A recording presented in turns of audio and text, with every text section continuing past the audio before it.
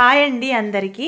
నేనైతే ఈరోజు మళ్ళీ స్వర్ణగిరి వచ్చాను. స్వర్ణగిరికి రాగానే ఒక ఇంపార్టెంట్ మెసేజ్ అయితే నాకు తెలిసిందండి. అది మీతో షేర్ చేసుకుందామని నేను ఈ వీడియో తీశాను.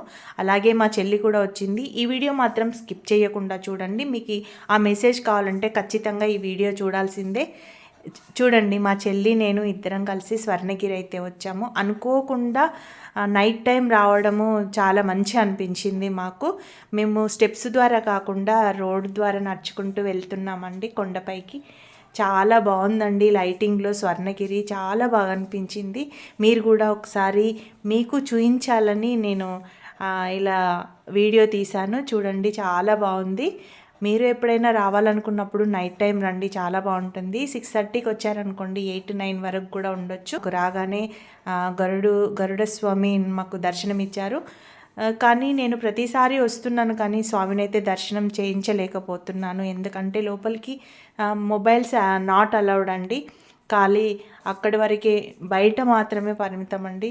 రాగానే మనం టెంపుల్లోకి వెళ్ళాలి అని అంటే కౌంటర్ దగ్గర మొబైల్ అయితే ఖచ్చితంగా పెట్టాలి, లేకపోతే అడుగడుగున మీకు చెక్కింగే ఉంటుంది.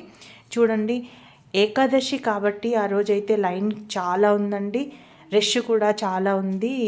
మేము దర్శనం అవుతారో కాదో అనుకున్నాము. మేము 6:30కి వెళ్ళి లైన్లో నిలబడితే మాకు 8 o'clock వరకు దర్శనం అయిపోయింది. 8 తర్వాత చాలా బాగా అనిపించిందండి. బయటకు వచ్చినాము.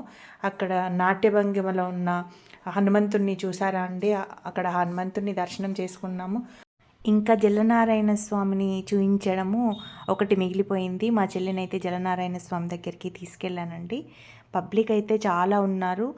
కార్తీక మాసంలో ఏకాదశి కావడం వల్ల భక్తులు స్వామివారిని దర్శించడానికి చాలా అయితే వచ్చారు.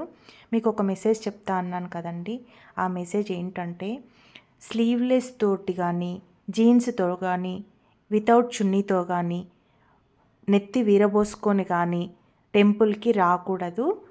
అలా వచ్చిన వారికి మాత్రం ఈ స్వర్ణగిరిలో అస్సలు దర్శనం లేదండి.